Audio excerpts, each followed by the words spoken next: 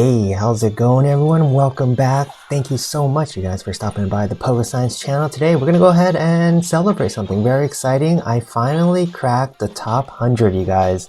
Global. That means in the world, using Crustle, hitting the leaderboards for the very first time. It took me about 6 months to do this.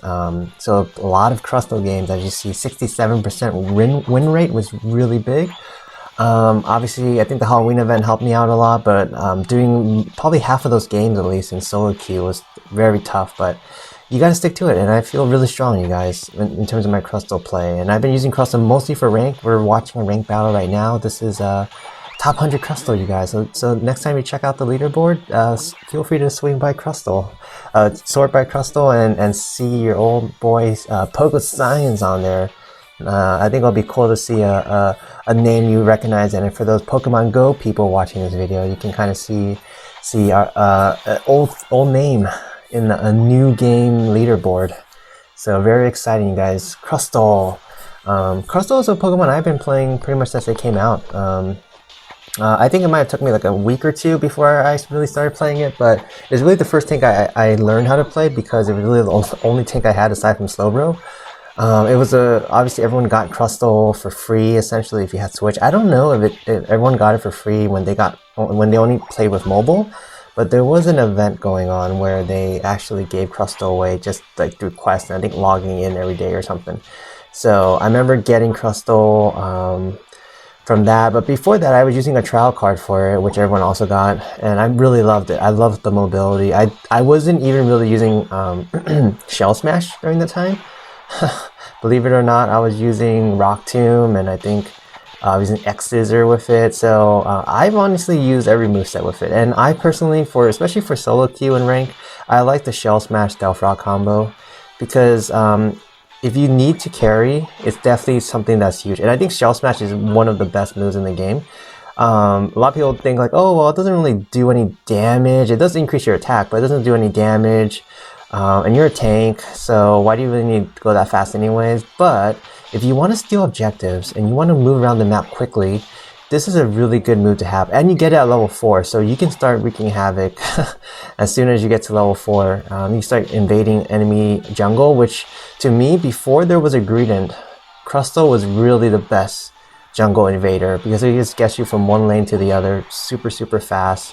Stealth Rock does damage continuously, so as you see, you can steal a lot of bees with Stealth Rock. And I've stolen a lot of Rotoms with it, I've stolen a lot of Dreadnoughts with it, I've stolen Zapdos with it. So Stealth Rock is also a very good move, which you get at level 6. Right now I'm battling around the 1500 range, I think, for Master Rank. Doing this in solo queue right here. And we kind of did our job up top already. Look at it. We took out the first goal. We're just moseying on up, down to the bottom lane right now, trying to help out this Dragonair. Throw off my Stealth Rock to slow them down. I don't know why this Serena's not moving. And then as soon as I approached it, it started moving again. And it was like playing possum or something. I don't know what was going on there. So I drop a Stealth Rock, and then watch what I did. I walked into the Stealth Rock, because I know if that Serena wants to get me, it has to follow me through the Stealth Rock, which will effectively slow it down and also do damage. So kind of understanding your movesets is really key for running Crustle, of course. Knowing where to throw the Stealth Rock. Sometimes you're throwing it in areas where you anticipate someone to be walking into, not where they're already standing, right? Because Stealth Rock does take like half a second to shoot out. So you gotta kind of be good at anticipating where your opponent will be. And that's really the name of the game with Pokemon Unite oftentimes. It's really just a matter of whether you can kind of see the moves ahead, right? Kind of like in chess. How far ahead can you see? Like right here, I know I'm going to pursue a little bit. I know I'm not going to die. I can just poke a little bit. Make sure I secure the bears, because if I can get the enemy off the bears, the Stealth Rock will do enough damage to finish it off, which is exactly what it did there. So Greninja's going to use his Unite here. I actually will use my Unite as well, because I saw a couple people approaching, and I think we can maybe get some kills though. Can we? So we're going to pursue this Pikachu. We got to get at least one. Make sure I don't waste my Unite on this video, and we do nicely tied to the Pikachu. So we're looking great so far. Top lane, the first goal is broken.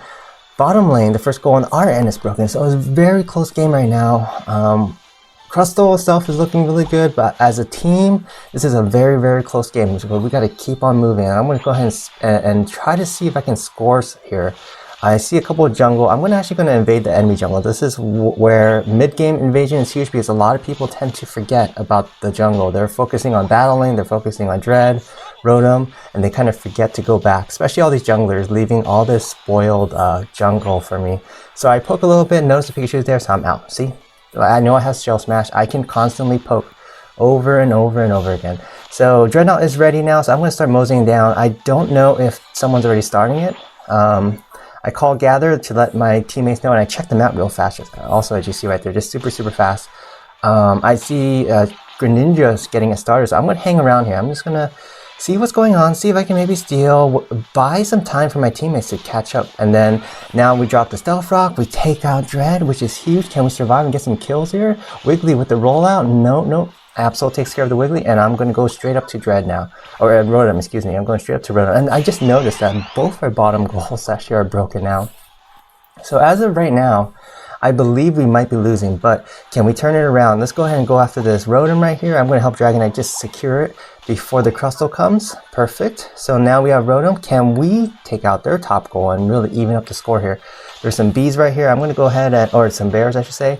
I drop up my Stealth Rock to kind of get the enemy away from the Rotom, get it a little bit closer, and then I'm going to, once again, drop the Stealth Rock right in front of the Rotom, so they can't really attack it, right?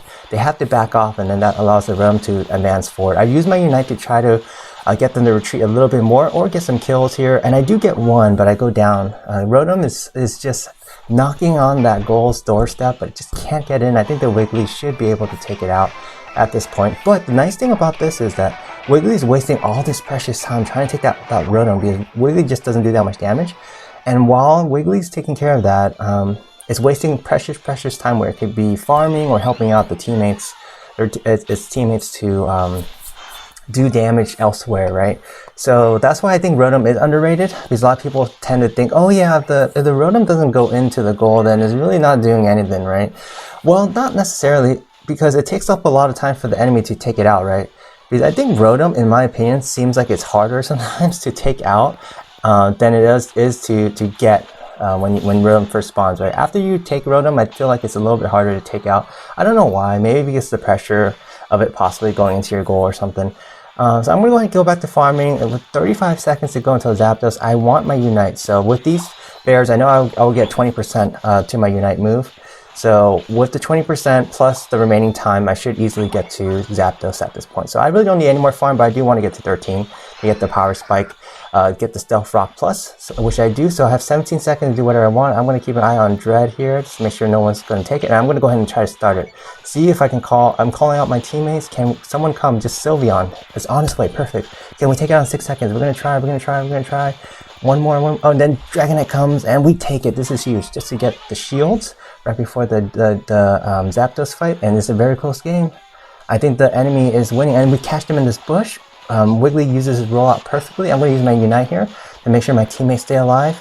I drop my Stealth Rock, trying to look for someone to take out here. And then Absol uses its Unite already. I back up just a little bit because the Pikachu is pursuing me. And then I go back in. So we're in a 5-on-2. Make it a 5-on-2 right now. So let's go ahead and get this Zapdos started. We take out another enemy. Greninja goes down.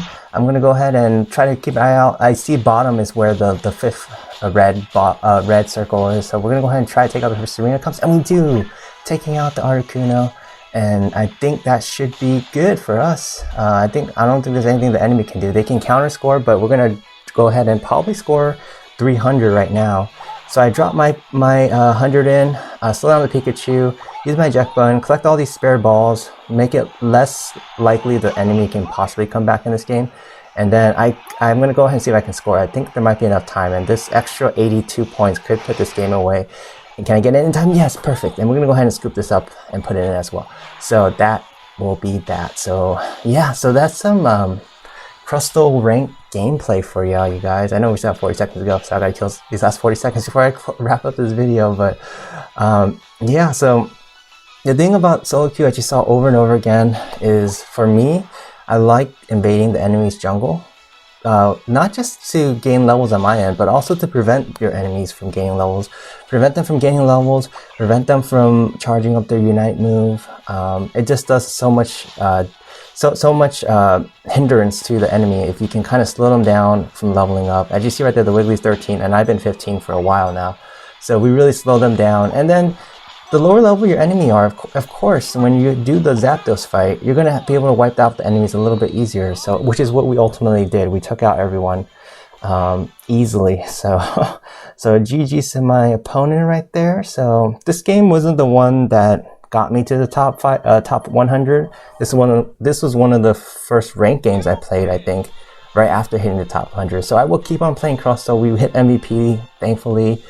We scored constantly, right? We scored like I want to say like 180 after Zapdos, and that's where Shell Smash came into play, right? And understanding the Zapdos clock. So we were able to score 2 huge goals after the 2-minute mark and take down the win.